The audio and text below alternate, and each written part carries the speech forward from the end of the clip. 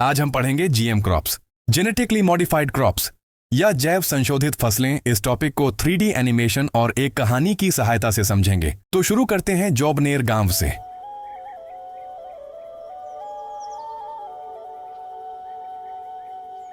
नमस्कार, मैं मोहनजी लाल हूं, एक किसान। मैं यहां अपने बच्चों और सहयोगी पत्नी के साथ रहता हूं। हमारे पास 2 एकड़ का एक छोटा सा कृषि भूखंड है जहां हम कपास की खेती करते हैं। हमारे लिए जीवन इतना आसान नहीं रहा है। पिछले कुछ वर्षों से हमारे खेतों में गुल्ली कीट, बॉलवर्म्स का प्रकोप बढ़ता जा रहा है, जो हमारी कपास की फसल को बर्बाद कर रहे हैं। इस साल हमने अपनी फसल को बचाने के लिए और भी ज्यादा मेहनत की है और कीटनाशकों का अधिक छिड़काव किया है। मैं सोचता हूं कि अगर इस साल मेरी फसल पूरी तरह से कीट मुक्त हो जाए तो कितना सुकून और भरोसा मिलेगा। आखिरकार मैं अपने परिवार के भविष्य के लिए कुछ बचत कर पाऊंगा। हमारी कपास की फसलें बॉलवर्म, गुल्ली कीट के हमले से बुरी तरह प्रभावित हो रही हैं। ये कीट स्वस्थ फसलों को खा जाते हैं और पूरी उपज को बर्बाद कर देते हैं। भैया, हमारे खेतों को तो ज्यादातर नुकसान हो चुका है। चलो तुरंत गांव के मुखिया लोगों के पास चलते हैं और अपनी समस्या उनके साथ साझा करते हैं। हमारी कपास की फसलें बॉलवर्म के हमले से बुरी तरह प्रभावित हो रही हैं। ये कीट स्वस्थ फसलों को खा जाते हैं और पूरी उपज को बर्बाद कर देते हैं। हम जैसे किसानों को भारी नुकसान उठाना पड़ा है, वो भी तमाम कोशिशों के बावजूद। सभी शांत हो जाइए। हो सकता है अगर हम इस समस्या को लेकर किसी वैज्ञानिक विशेषज्ञ से सलाह लें तो हमें कोई समाधान मिल जाए। अगली सुबह सब जयपुर के मशहूर वैज्ञानिक के पास जाते हैं। स्वागत है। मैं डॉक्टर दुर्गेश कुमावत हूं, एक कृषि वैज्ञानिक। डॉक्टर साहब, हम बॉलवर्म के बढ़ते प्रकोप से परेशान हैं। हमने कीटनाशकों का इस्तेमाल बढ़ा भी दिया है, फिर भी समस्या कम होने की बजाय बढ़ती ही जा रही है। ठीक है, सबसे पहले मैं आपको कीटों और कीटनाशकों के बारे में कुछ समझाना चाहता हूं।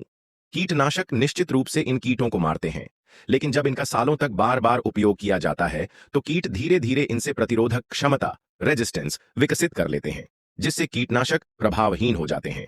ये बात किसी भी कीट और किसी भी कीटनाशक पर लागू होती है, जैसे मलेरिया फैलाने वाले मच्छर पर भी।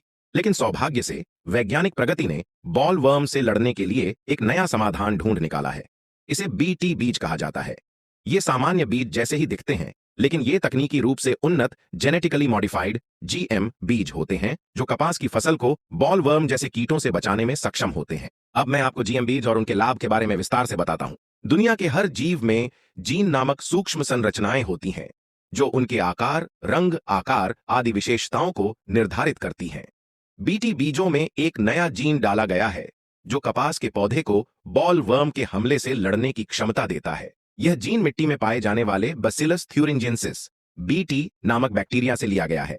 यह बैक्टीरिया लंबे समय से कुछ कीटों को मारने के लिए जाना जाता है और इसे पारंपरिक रूप से स्प्रे के रूप में उपयोग किया जाता है।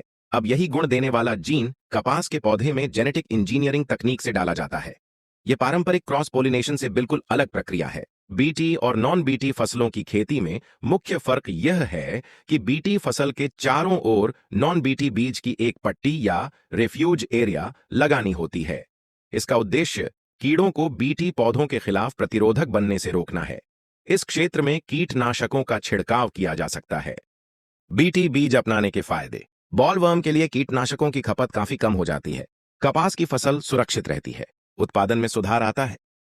लेकिन ध्यान दें, बीटी फसल हर कीट से नहीं बचा सकती, इसलिए बाकी कीटों के लिए जरूरत पड़ने पर कीटनाशकों का सावधानीपूर्वक इस्तेमाल करें। अच्छे परिणामों के लिए ये उपाय अपनाएं।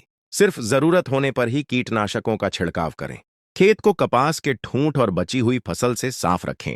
कटाई के बाद खेत की गहरी जुताई करें ताकि मिट्टी में छिपे कीटों के अंडे और लार्वा नष्ट हो जाएं। क्या आप जानना चाहेंगे कि ऐसे बीटी बीज कहां से मिल सकते हैं और इन्हें कैसे अपनाया जाए? हाँ, बिल्कुल सही कहा आपने।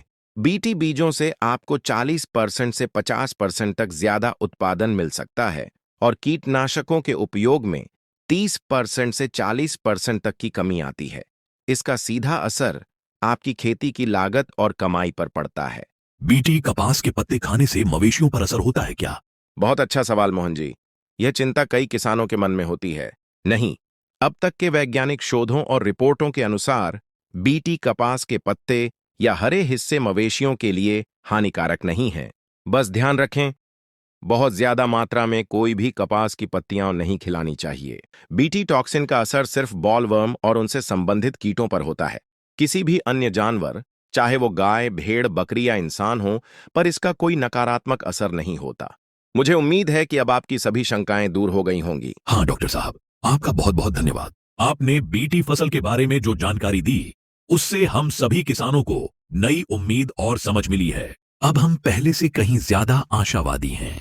पौधे अब ऊंचाई पकड़ने लगे हैं और उन पर सेहतमंद फूल और फल आ रहे हैं। बीटी बीजों की वजह से इस बार फसल में किसी भी तरह के कीट का कोई नामो निशान नहीं है। सौभाग्य से इस बार हमारी फसल बहुत अच्छी हुई है। हम सब बहुत खुश हैं। बहुत समय बाद हमें एक शिक्षाप्रद और लाभकारी अनुभव मिला है। आज हमारा गांव सच में सुंदर लग रहा है। चारों ओर हरियाली है, स्वस्थ और लहराती फसलें हैं। अरे देखिए डॉक्टर दुर्गेश कुमावत सामने। मैं यहां सिर्फ आप सभी के खुश चेहरे देखने आया हूं, लेकिन मैं आपको एक जरूरी बात बताना चाहता हूं। ये तकनीक चाहे कितनी भी उपयोगी क्यों ना हो, कोई जादू की छड़ी नहीं है। यह कपास पर होने वाले सभी कीटों और बीमारियों का समाधान नहीं है। इसलिए मैं आप सबसे अनुरोध करता हूं कि हमेशा नई कृषि जानकारी से अपडेट रहें।